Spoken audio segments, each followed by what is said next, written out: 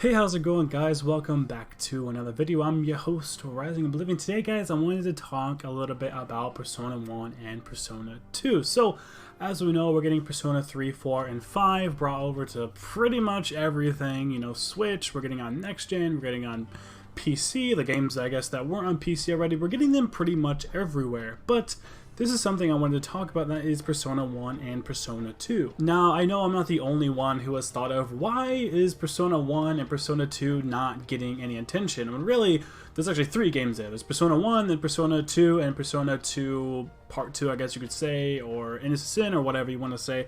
There are two Persona games. So we have three more Persona games that also are within the series that aren't getting any attention or anything, at least so far. As we know, there is still some more announcements when it comes to the rest of the P25th anniversary, so there still is a chance that we could see more stuff from these three other Persona games, so there still is time for them to announce things, but we have to look at things at face value and more of what Atlus has done as a company and what they're willing to do as a company. The fact that we got 3, 4, and 5 is absolutely amazing, and this isn't me just being like, where's Persona 1 and 2 at? Which, you know, I'm beyond happy just getting these things. I guess Persona 1 and Persona 2, you know, they are older games, but I still think they are integral and have a lot to them. Persona 1 and Persona 2, I mean, they are the starts of Persona, and Persona 2 having two games just goes to show that there's a lot of content when it comes to those older games. They are older JRPGs. They did have pretty much an overhaul when it comes to the, you know, the trilogy, 3, 4, and 5 against 1 and 2. There's a bit of a difference there, which could go into some of why 1 and 2 didn't get as much attention. I mean, not only that, but 3, 4, and 5 probably in terms of popularity are the ones that people definitely wanted a lot more.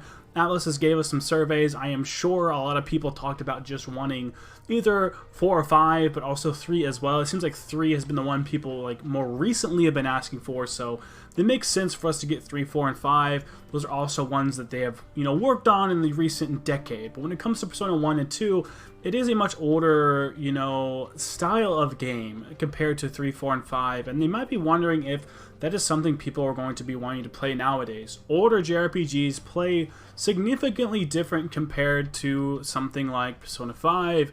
Even Persona 3 and Persona 4, at times people argue, you know, of being kind of too old, you know, when it comes to things you can do in the game, quality of life changes, encounter rates, different things like this. I've been playing the Persona, or the Final Fantasy Pixel remasters on stream over on my Twitch, link down below, wink wink, but those play a whole lot different compared to games that we have nowadays. Like I said, the ease of access. It's much easier for a person to jump into something like P5 than it is for someone to jump into something like Persona 1 or Persona 2, which could be why we're seeing a little bit of a pushback when it comes to Persona 1 and Persona 2 from Atlus, seeing as how hard it might be for them to try and get people excited for this in terms of popularity, but also in terms of how the game is played. Not to mention how things have changed within the Atlus company when it comes to Persona and Shin Megami Tensei. I've always sort of considered Persona, you know, 1 and 2 to be more of a Shin Megami Tensei than a standalone Persona, right? Because Persona 3 is really where things started to change, and we started to see a lot of the mechanics that we know and love, you know, come to life in 3, 4, and 5. There still are elements, of course, you know, it's got the Persona title.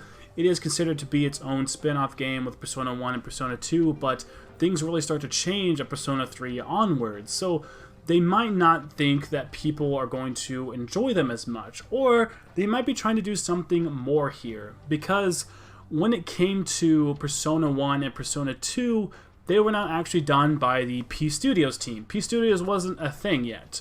Persona 1 and Persona 2 was actually done by more of the main team, the Shin Megami Tensei team. So it's kind of not the P Studios projects, not nearly as much as it used to be, at least when it came to the games for Persona 1 and Persona 2. In dealing with older Japanese companies, they don't like to mess with IPs that they necessarily didn't mess with or they didn't work with. So we could be seeing Atlus not necessarily wanting to try and touch work or bodies of work that people made 2 decades ago. You know what I mean? It's such a long time ago for these 2 games, or 3 games, I guess, that they don't want to meddle or affect or change certain things about those games, and just doing a straight port of them, they might not think it'll be successful or something that people want to actually have. However, I would really like to have that. I think the hardcore Persona fans want that, but the mainstream fans, people who just want to play JRPGs or find these games for the first time, might be thinking differently about them. So what can we really do when it comes to, you know, these types of situations? The gameplay, them being older games, the popularity about it being older work that people don't want to change because they don't want to, you know, piss off basically the older developers who had worked on Persona 1 and the Persona 2 Duology. Well, something that we could see, or something potentially that I would like to see, is something like a remake or something like that, along those lines, or a pixel remaster. Seeing how the Final Fantasy pixel remasters are is so good in comparison to the original games, not only with looks, but also gameplay, game feel.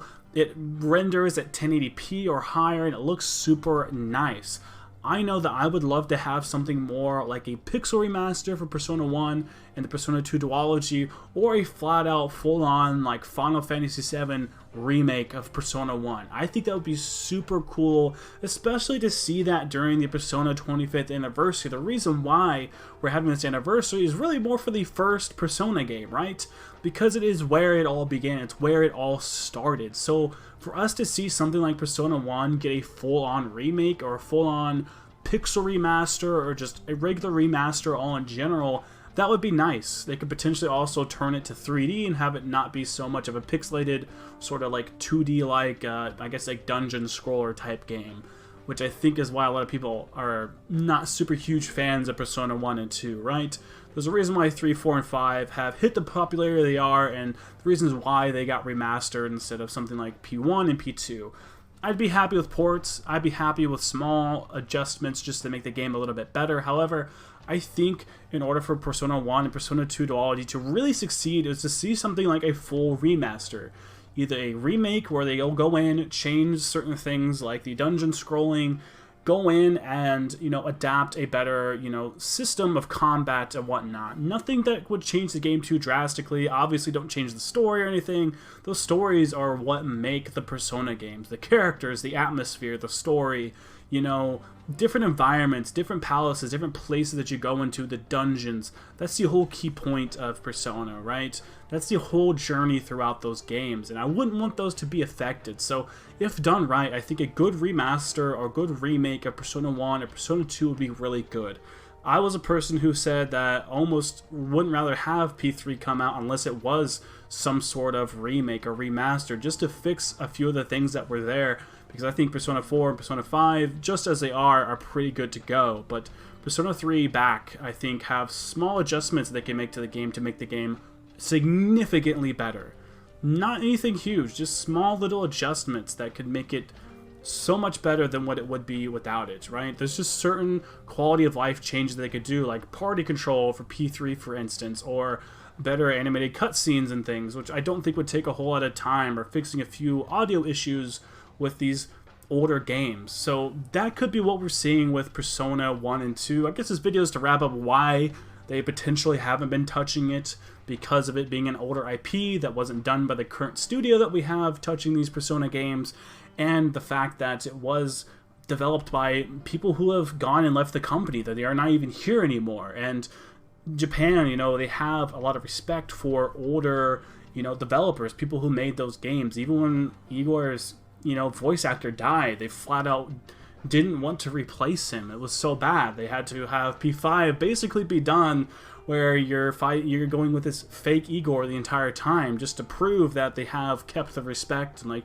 sort of the honor of that person who did that voice. So imagine an entire game just doing that now. It's like, it's very different compared to how things are done a lot of times over in the West, which might be why P1 and P2 aren't touched upon, and how most JRPGs are played nowadays, and the quality of life fixes, the, you know, upscaling and trying to change that game to work on modern screens and consoles. I know when it's emulated, it doesn't look perfect, right? This is supposed to be on like CRT TVs or older, right?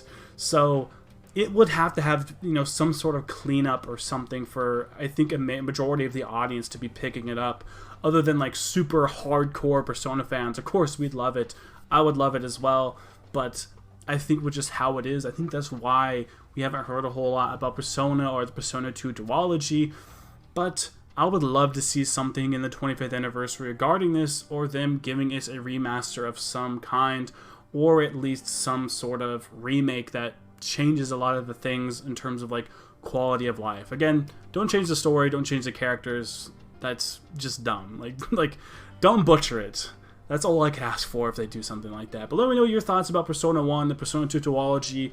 What would you like to see come out of these games? Would you like to see some ports, just remasters, full-on remakes, or just minor touches to them? What would you like to see? Do you think that we're going to be getting anything from these games within the coming months of the Persona 25th anniversary? I don't know. Let me see what you guys think. Comment down below.